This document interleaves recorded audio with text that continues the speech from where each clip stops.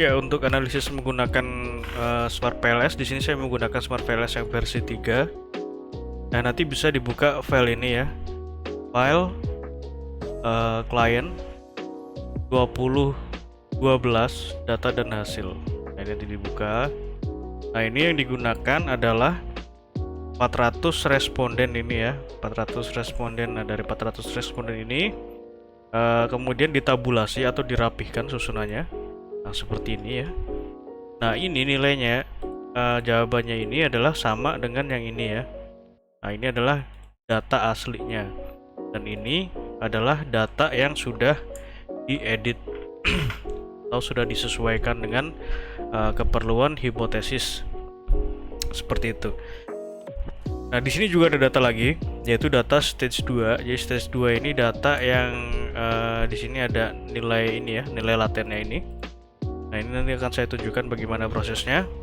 Nah, pada pengolahan data ini, jadi yang digunakan itu nanti yang ini ya, yang data edit. Oke. Dari data ini kita rubah dulu formatnya ke bentuk CSV. Jadi kita caranya itu copy ya. Jadi yang di copy itu ini saja, nama dari kuesionernya ini atau kode seperti ini, kita copy, lalu klik file, kita buat lembar kerja baru seperti ini, klik kanan, paste. Nah, seperti ini ya. Lalu klik file, save as, browse. Nah, ini bisa bebas mau di save di mana saja. Kita beri nama contoh seperti itu. Lalu save as type, kita klik, kita ganti formatnya ke ini ya, CSV seperti ini, lalu klik save. Nah, karena ini saya sudah buat, jadi nanti menggunakan file CSV yang saya buat saja. Jadi seperti itu prosesnya untuk membuat file CSV. Jadi nanti data yang dimasukkan itu yang berformat CSV. Nah, di sini ada ya.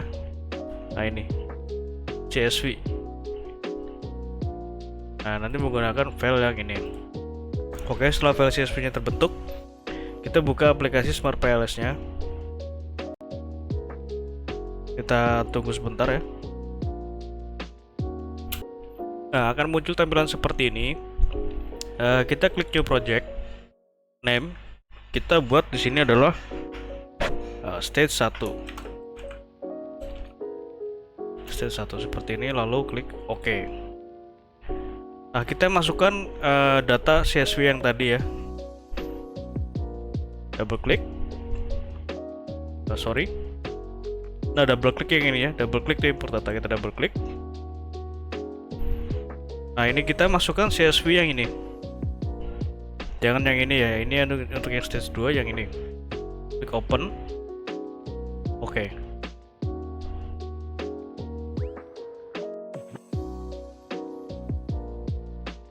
Seperti ini tandanya data sudah termuat ke dalam aplikasi Smart PLS. Ini kita bisa close. Nah, ini stage ini kita double klik. Nah, kita masukkan indikator ini ya. Indikator ini ke dalam lembar kerja. Caranya kita blok sesuai dengan variabelnya. Jadi A1 ini kita klik, lalu tekan shift, kita klik A3. Nah, seperti ini, di blok seperti ini ya, lalu di drag. MV1 sampai dengan MV3 di drag seperti ini ya, seperti itu ya caranya.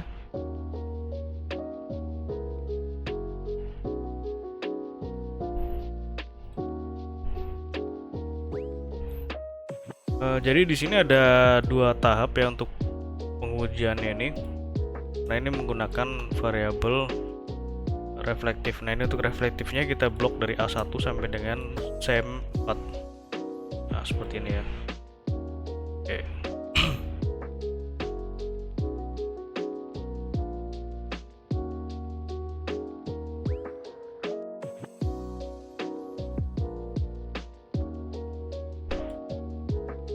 Oke, seperti ini.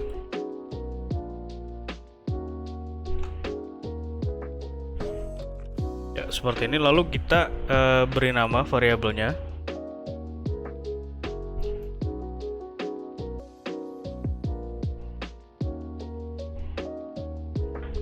Caranya ini ya.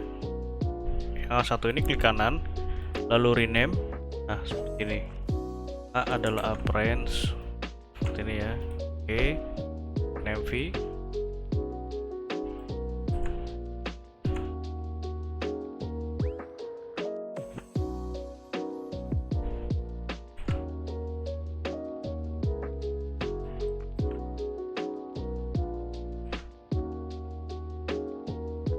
Nah, kemudian untuk yang ini namanya apa ya, saya lupa ini.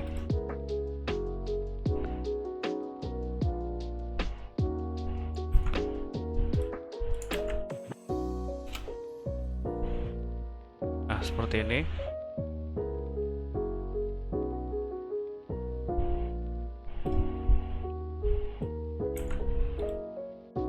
Kemudian BT ini ada brand trust.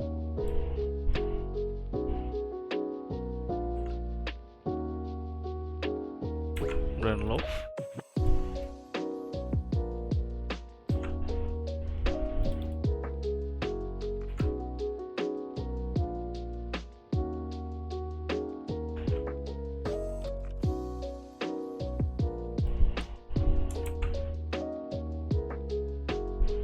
Kemudian RNI.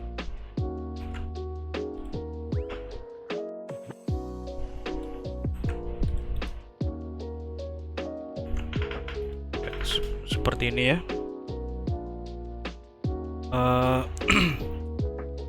Lalu kita susun sesuai dengan hipotesisnya.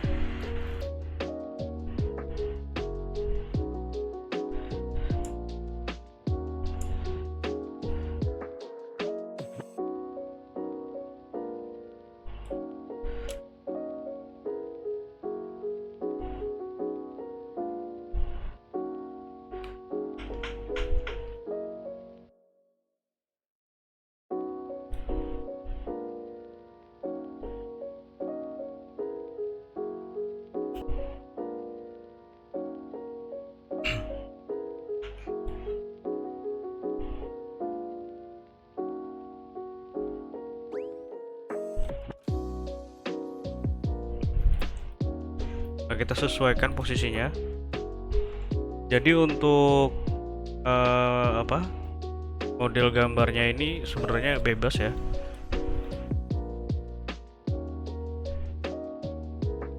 Jadi nanti misalkan kalau dicoba sendiri itu tidak harus sama seperti ini. Dan yang penting itu ini apa? Nanti datanya itu bisa terbaca semuanya ya, hasilnya itu.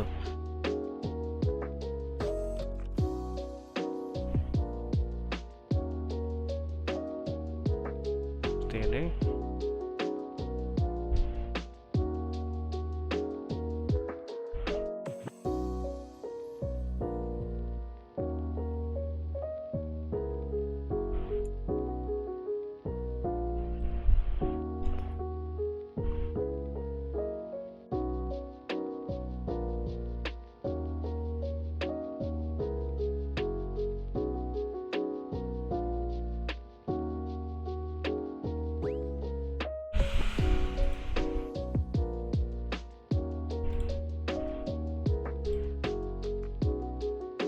Ya, seperti ini ya. Lalu kita hubungkan datanya ini sesuai dengan hipotesisnya. Kita buat dulu untuk yang variabel reflektif ini. Ya, seperti ini. Kemudian ini ya, brand ini ke sini.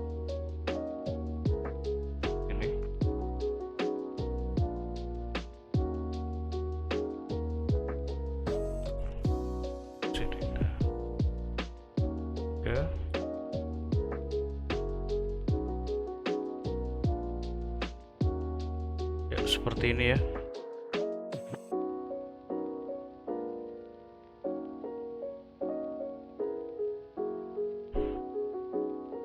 Seperti ini posisinya.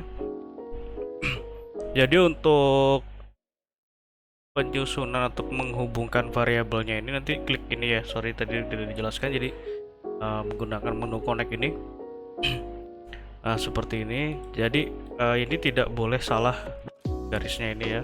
Kalau salah hasilnya tentu akan bisa jauh berbeda, apalagi ini dari modelnya sendiri saja sudah rumit. Seperti ini ya kurang lebihnya. Oke, setelah seperti ini lalu kita pengujian untuk yang stage 1. Caranya klik calculate PLS algorithm, start calculation.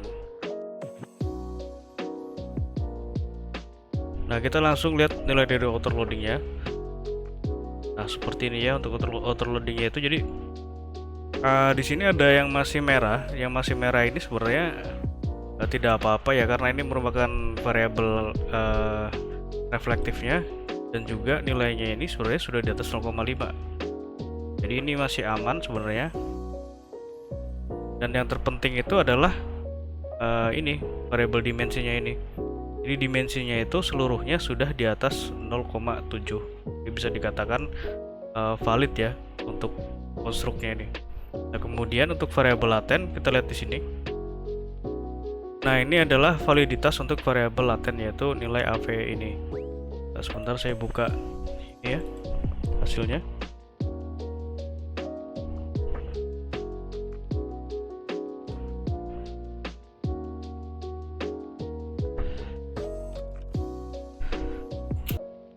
Ya, seperti ini. Nah, ini stage 1 ya. Jadi stage 1 ini kita menguji validitas reliabilitasnya terlebih dahulu, dan nilai dari HTMT. Nah, di sini kita lihat adalah nilai AVE-nya terlebih dahulu. Jadi AVE ini menunjukkan validitas latennya ya. Jadi dari latennya ini seluruhnya di atas 0,5, maka dikatakan seluruh variabelnya ini adalah valid ya. Kemudian untuk reliabilitas kita lihat dari nilai Crobak alpha dan composite reliability. Nah, di sini nilai minimalnya adalah 0,7. Nah, ini sudah semuanya sudah di atas 0,7 ya, maka dapat dikatakan reliable. Nah, di sini dapat ditarik kesimpulan. Jadi untuk seluruh variabel penelitian ini dapat dikatakan valid dan reliable. Oke, selanjutnya kita lihat nilai dari ini ya, diskriminan validity. Dari diskriminan ini untuk menguji apakah variabel konstruk ini dapat membentuk latennya. Nah, kita lihat untuk HTMT. Nah, HTMT ini di sini masih ada yang merah. Namun yang merah ini merupakan ini ya variabel reflektifnya. Nah, ini jadi bisa diabaikan. Jadi yang dilihat itu adalah variabel yang ininya, yang dimensi. Nah, kenapa ini merah? Karena di sini, nah di sini ini mengandung masing-masing dari variabelnya dia sendiri. Jadi ini ibaratnya apa ya? Dikorelasikan dengan variabelnya sendiri, itu udah pasti merah ya hasilnya. Nah, di sini kan ada A, di sini ada A juga, seperti itu.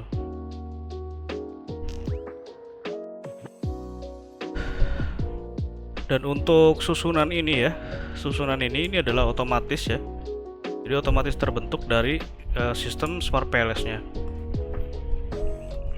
Nah, di sini kan ada yang tidak urut. Nah, itu memang dari sistemnya seperti itu. Oke. Nah, dari sini lalu kita buat untuk yang stage 2 ya, data untuk stage 2. Jadi kita ekspor dulu. Ini export to Excel, start export. Nah, kita bisa save ya di sini sebagai contoh saja.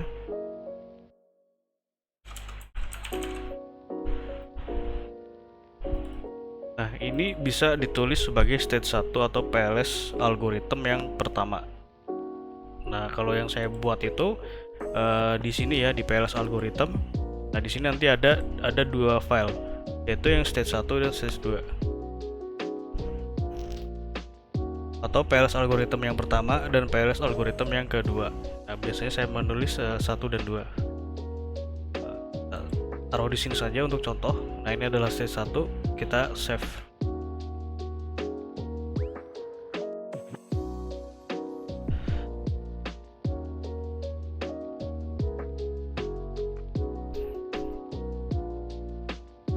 Kita tunggu sebentar ya.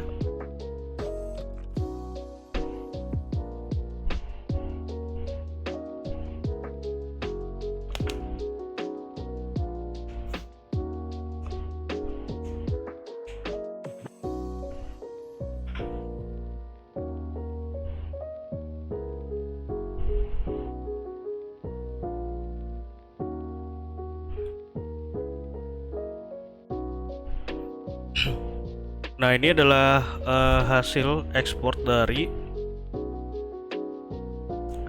stage 1. Nah, kita lihat di sini latent variable. Kita klik show. Nah, ini akan muncul ke tabel latent variable. Nah, seperti ini ya. Nah, ini kita copy. Kita copy terlebih dahulu seluruhnya. Nah, seperti ini, lalu kita paste ya.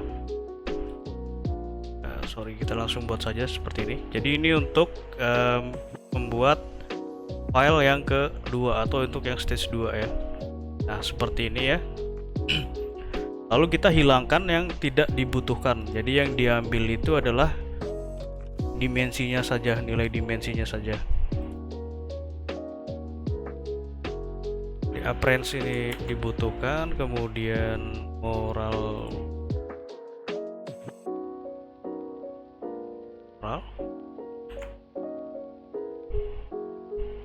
selanjutnya adalah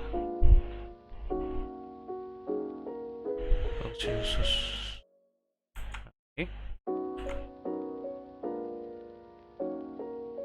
Experience seperti ini ya. Nah, ini kita bisa hapus. Nah, lalu setelah seperti ini kita kita copy ya, kita kembali ke data ini.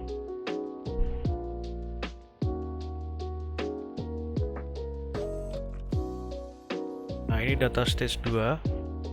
Ini sebenarnya diambil dari sini ya, cuma lebih mudahnya kita langsung di sini saja. Nah, ini kita copy.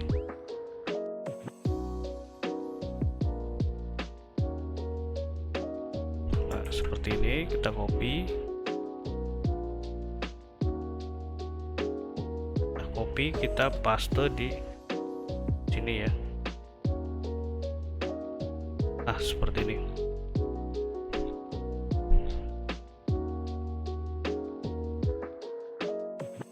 Oke, lalu klik file, fs.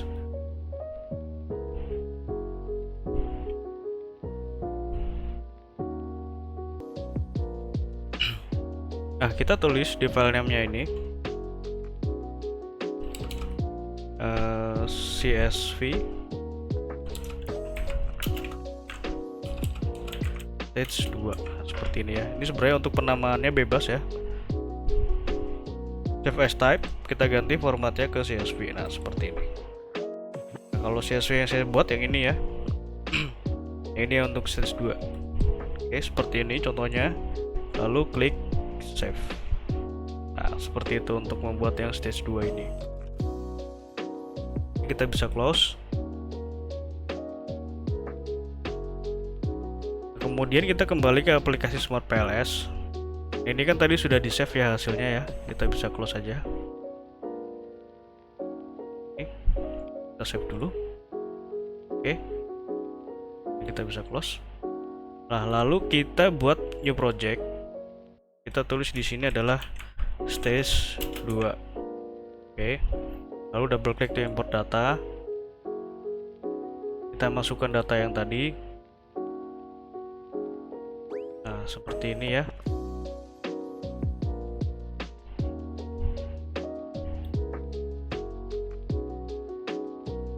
Kita paste saja di sini supaya cepat.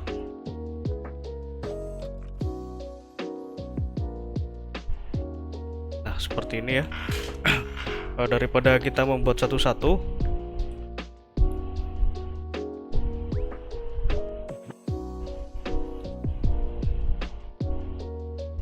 karena prosesnya sama seperti tadi. Ini kita bisa delete ya stage 2 yang kita buat tadi. Kita rename. Ini adalah stage 2. Nah, seperti ini ya. Oke, ini kita bisa close. Nah, ini ada yang merah. Yang merah ini artinya dia tidak memiliki data ya, karena tadi ini sudah berubah datanya. Ini tetap. Nah, ini kita bisa delete. Nah, seperti ini. Kita delete. Ini di delete. Nah, seperti ini. Lalu kita masukkan yang dimensinya. Kita drag. Nah, seperti ini. Oke, setelah seperti ini lalu kita bisa run. Jadi yang pertama itu kita lakukan pengujian sama seperti tadi ya. Pengujiannya itu jadi pengujian dari overloading terlebih dahulu, overloading, AVE, dan reliabilitas. Ini construct reliability. Oke, caranya klik calculate, kemudian PLS algorithm, start calculation. Nah, kita lihat nilai overloading. Nah, di sini untuk overloadingnya seluruhnya sudah di atas 0,7 ya, dapat dikatakan valid. Kemudian construct reliability, untuk validitas latennya AVE ini sudah dikatakan valid. Composite reliability dan Crowbank alpha sudah di atas 0,7, dikatakan reliable. Kemudian selanjutnya kita lihat nilai dari ini ya, diskriminan validity HTMT. Nah, ini HTMT nya sudah di bawah 0,9, artinya ini sudah memenuhi kriteria dari HTMT yang ini ya. Nah, ini yang sudah saya interpretasikan supaya muat di board seperti ini bentuknya, jadi disingkat.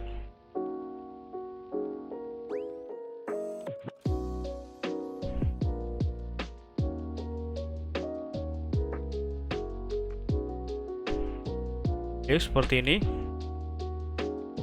Lalu selanjutnya kita pengujian ke inner model. Nah, inner model ini pertama kita lihat adalah nilai VIF-nya terlebih dahulu. Nah, VIF di sini kita menggunakan yang inner VIF value. Nah, VIF ini untuk melihat apakah terjadi gejala multikoliniaritas pada variabel latennya.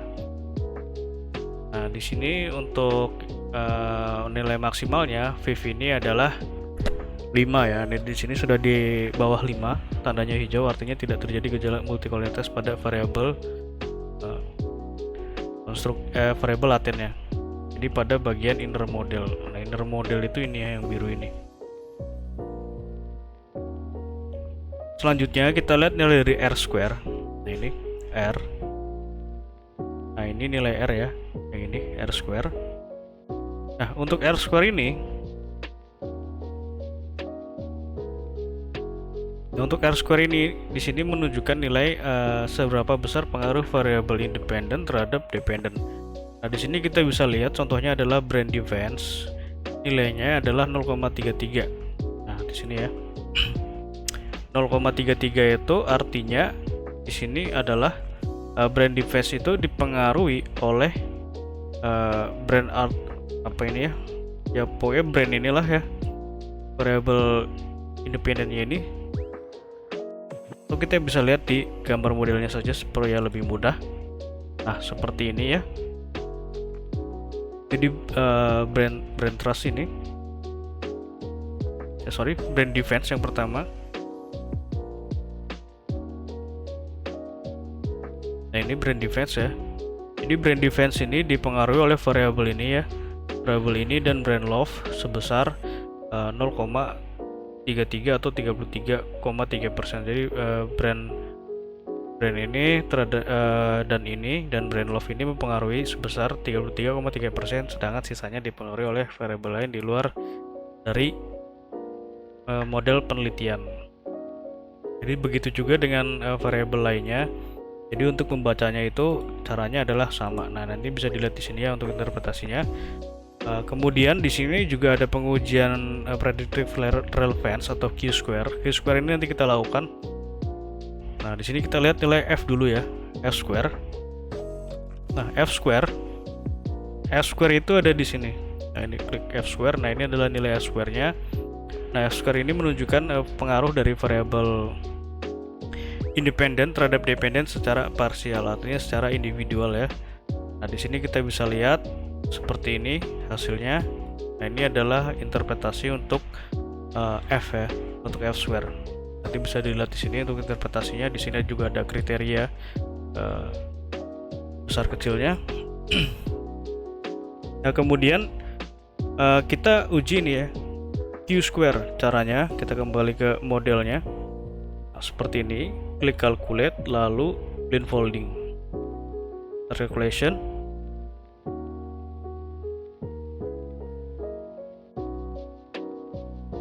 Ya, seperti ini hasilnya. Jadi ini adalah nilai Q square-nya. Jadi kita gunakan yang total. Nah, ini adalah nilai Q-square-nya. Untuk interpretasinya nanti bisa dilihat di sini ya. Oke, seperti itu. Lalu yang terakhir adalah pengujian hipotesis. Nah, caranya klik calculate, kemudian bootstrapping, start calculation.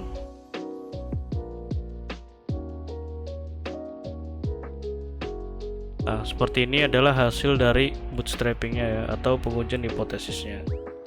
Jadi ini adalah untuk yang pengaruh langsung, yang pot coefficient ini. Yang tidak langsung adalah yang ini, specific and direct effect. Nah, ini untuk yang pengaruh tidak langsungnya. Nah, jadi di sini pada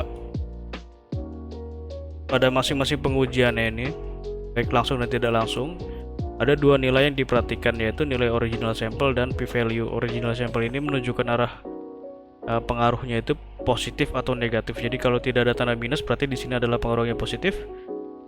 Kalau ada tanda minus berarti pengaruhnya negatif. Nah, ini seluruhnya itu positif ya. Nah, untuk p-value ini menunjukkan apakah pengaruhnya itu signifikan atau tidak. Nah, di sini contohnya untuk ini ya. Contohnya untuk Brainlove pada brain defense memiliki pengaruh positif signifikan. Jadi Brainlove terhadap percussion tension memiliki pengaruh positif signifikan. Nah, begitu juga untuk yang specific and direct effect. Di sini kita bisa contohkan ini ya, contohnya untuk brain trust terhadap brain defense yang dimediasi oleh Brainlove memiliki pengaruh positif signifikan. Ya, seperti itu untuk interpretasinya. Lebih jelasnya nanti bisa dilihat di file yang sudah saya buatkan di sini. Jadi file ini sudah dilengkapi dengan lampirannya, jadi nanti kalau bisa di copy saja. Oke, sekian untuk pengujiannya. Jika nanti ada hal yang kurang jelas bisa ditanyakan. Terima kasih.